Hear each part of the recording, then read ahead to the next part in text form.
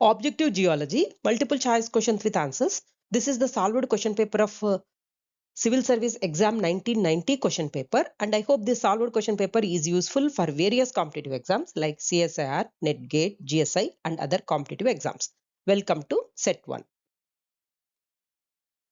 First question. The present day atmosphere and oceans are a result of, the options given are A. Cosmic precipitations, B. Volcanic exhalations, C. Primordial ocean and atmosphere evolution, D. None of the above.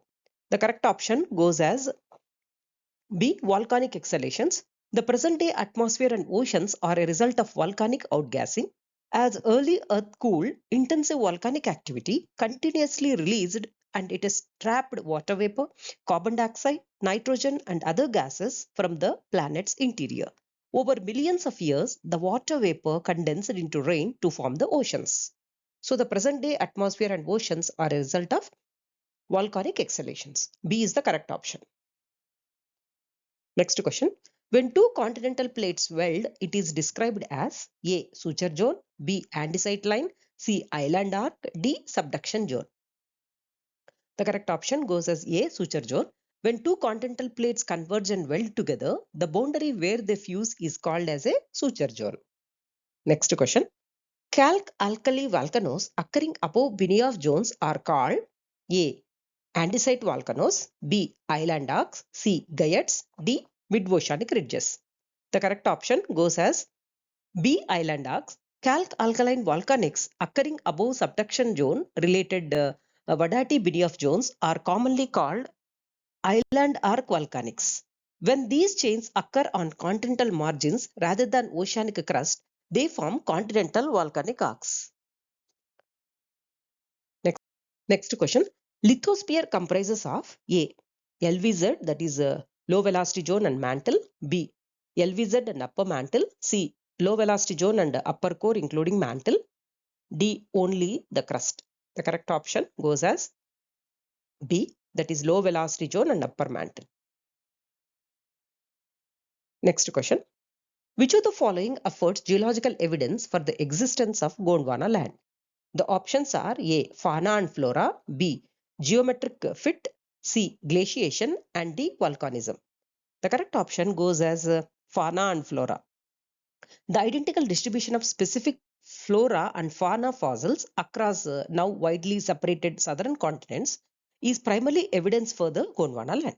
Since these terrestrial organisms could not cross vast oceans, their presence in South America, Africa, India, Antarctica, and Australia proves these land masses were once joined as a supercontinent. Next question. Choose the correct sequence from top of the surface to the bottom of the water table. A. Percolated zone, capillary zone, saturated zone. B. Capillary zone followed by percolated zone and saturated zone. C. Saturated zone, percolated zone followed by capillary zone. And D. Capillary zone, saturated zone followed by percolated zone. The correct option goes as A. Percolated zone followed by capillary zone followed by saturated zone. So this is the correct sequence from the surface, from the top to the bottom of a water table. Next question. When a beach occupies a swamp, it reflects A. Progradation, B. Transgression, C. Offlap, D. Eustatic change. When a beach occupies a swamp, it reflects transgression. When a beach or barrier environment it migrates and occupies a swamp, it is a classic indicator of marine transgression. That means a landward shift in the shoreline due to rising sea level or sinking land. So when a beach occupies a swamp, it reflects transgression. B is the correct option. Next question. Caliche deposits are formed due to A. Colloidal action, B. Evaporation, C. Organic precipitation, and D. Biochemical action. The correct option goes as B. Evaporation. Evaporation is the primary driver in the formation of caliche, that is often referred as calcrete or hardban or dewey crust. So this occurs predominantly in arid and semi-arid environments where evaporation exceeds precipitation. So next question. Red beds are formed due to A. Oxidation, B. Iron oxide precipitation, C. Reduction, D. Organic action. Red beds are formed due to iron oxide precipitation.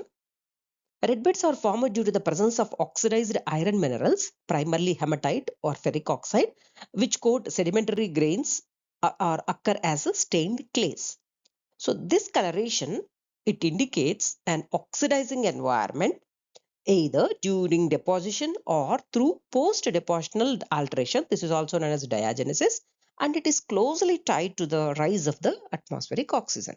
So red beds are formed due to iron oxide precipitation. B is the correct option. Next question. Stratigraphic throw equals vertical throw when the beds are A. Vertical, B. Horizontal, C. Oblique, and D. None of the above. The correct option goes as B. Horizontal. Stratigraphic throw equals vertical throw when the beds are perfectly horizontal. That means when they have a dip of 0 degrees.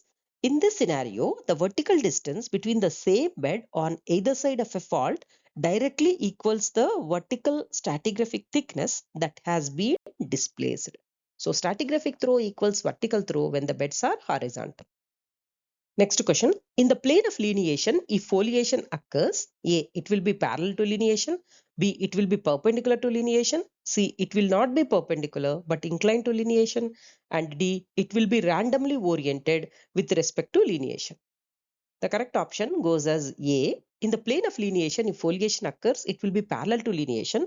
In most deformed metamorphic rocks, especially LS tectonites, linear features like stretched minerals, they lie directly within the dominant foliation plane.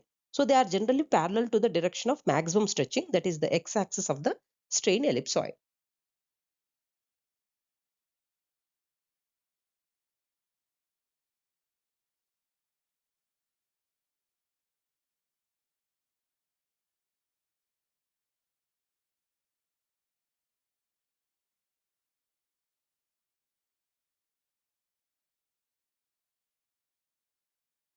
Next question.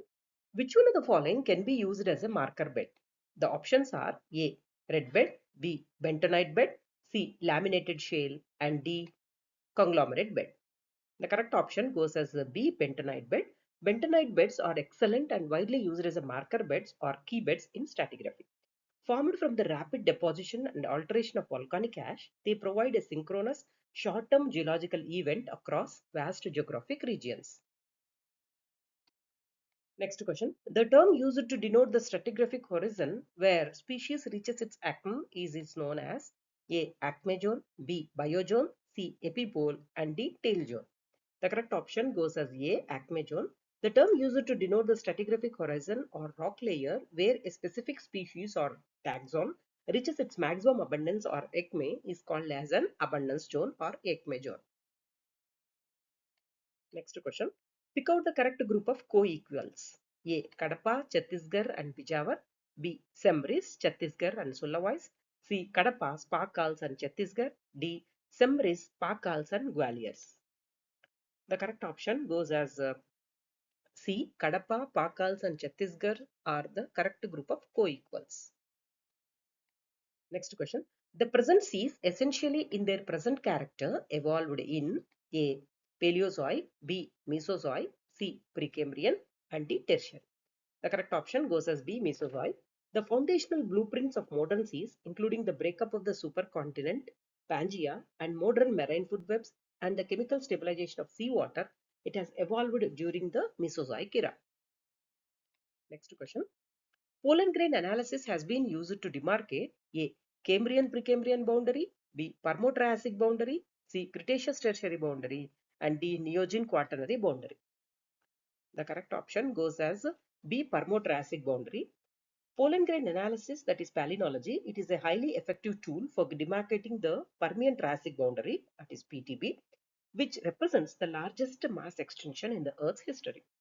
So this is because the pollen is protected by robust sporopollenin, which preserves well in the sedimentary rocks. So it allows scientists to track abrupt vegetation shifts and ecosystem collapses where index marine fossils or radiometric dating are unavailable.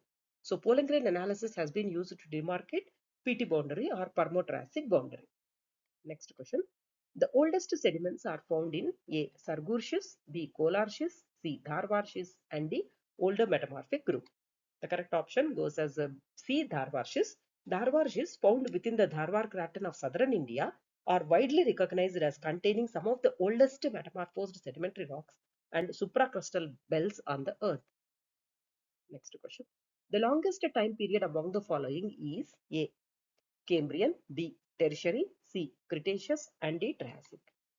The correct option is C. That is, the Cretaceous period is the final longest geological period of the Mesozoic era, spanning approximately 79 million years from 145 to 66 million years ago. So it is the longest period in the entire Phanerozoic eon and famously concluded with the asteroid impact that wiped out the dinosaurs. Next question. The geological period which records both continental and marine species in India is A. Triassic, B. Jurassic, C. Permian, and D. Eocene. The correct option goes as B. Jurassic. Jurassic is a key geological period that records both continental and marine facies deposits in India. Next is tips to prepare for competitive exam. Basing on the request of a number of students or candidates, so I have prepared tips to prepare for the competitive exam. So number first is go through the entire syllabus. So for suppose if you are preparing for CSR exam or ONGC or UPSC exam, first the primary requisite is everybody do, that is very important. This is to go through the entire syllabus. In this, you should have a glance at each chapter or a paper or unit. So what constitutes that chapter? So that means what are the important things in that one? So you should have a complete glance, because remembering the words in that each and every chapter, it plays a very crucial role and it covers the entire syllabus. And you have to make the priorities. That means the priority chapters according to the marks. Suppose if you have specified chapters like if you do mineralogy, academic geology, petrology, they constitute more marks and you have to make or read the priority chapters. Another important thing or the next step is you have to make a schedule, or how you have to plan the schedule. So for this, you should have either, suppose if you have a long-term goal, that means if you are writing an exam within a year or more than that, and you have ample time, so the schedule, it may vary like that. So you should have a long-term goal. And if you are preparing for exam within a 3 months, that is, you should have a short-term goal. That means if you are going to finish the syllabus within the 3 months or more than that, then you have to plan the schedule accordingly. Suppose if you are going to write an exam within a month, so these are the very short-term goals. Suppose if you are you have to prepare for the weekly plan or day-to-day plan. So because days constitutes of weeks, very important. Every day reading is very essential, and every day repeating the syllabus or the thing what you have covered is very important. So for this important thing which plays a very focused on reading is important, that is hourly reading. So what is this hourly reading? Because most of the people think that they have huge syllabus, they can't complete within that time. But if you have plan, it is possible. So hourly reading means you have to divide the each hour into 4 time chunks. This is I'm giving an example. You can make accordingly. Suppose if you are making an hour into 4 time chunks or 3 time chunks or 2 time chunks is as per your ease. So like that you have to divide each hour. So 4 15-minute chunks, it constitutes an hour. Okay. And meanwhile, you can take a break like 5 or 2 minutes like that, and you can finish. Suppose within a 15 minutes time, you can reach like 4 chapters or 4 units or anything, whichever easy. So like that, you have to divide each hour into 4 time chunks. And another important thing is the revise the syllabus. The syllabus revision is very important. This syllabus, how much you have to read and then revise. So for this, suppose if you are writing the exam within a year, then you can have the number of revisions like 2 or 3. So suppose if you are writing the exam within a 3 months, then you can have a 1 or 2 revisions. So like that. So but this is very important. Repeat. So most of the people, students, what they do is they read more and they forget more as well.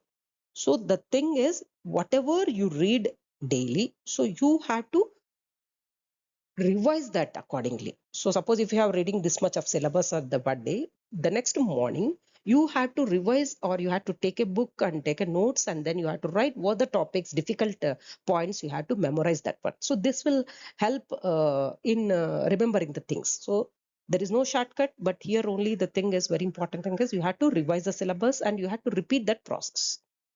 And another important step is practice previous year's question papers. So this is very important. How many question papers you have solved, and you can make a time unit, and then you can measure your time, or like that you can practice, or you can learn and then practice. So how many years of question papers, suppose 20 or 30, you can solve that. There are a number of books are there, so that you can plan accordingly. And you have to practice the previous year question paper. For each exam, now books are available. Suppose if it's a CSR or ONGC or GATE exam or GSI. So like that, you have to prepare the previous year question papers. What is the pattern and how many marks? Is there any negative marking? Is there any assertion reading type, assertion reasoning is there? Like that, you have to read, and then you have to make out the points accordingly, like formula based, or then theoretical points, or any solving problems are there. So like that. And another important step, the next step is measure your goals. So why this plays an important role? Because as the syllabus is huge, people will desperate very easily. That means I have covered this much is left over, this much is have not studied, I'm feeling nervous, like that the feelings may come. But the thing is, if you measure your goals, means how much you have covered exactly, and what are the things which are not covered, so that you can write it on a paper or notebook, so that you can plan for the things which are not covered, or if they are not that much important, you can omit, like that. So this measure your goals, it will give you a confidence, and so that your attitude may change, and you will have that whatever the thing I have prepared very well. So like that type of attitude or behavioral action is very important for any exam. So you should have faith, and then these are the different 4 or 5 steps which are very essential to prepare for any competitive exam. In the next video, I'll make some more tips so that you can secure more marks, and this may be helpful to you. So thank you for your time. And you have followed the content of the questions. See you in the next video. Hope you can subscribe to Explore Geosciences. Thank you for your time. See you in the next video.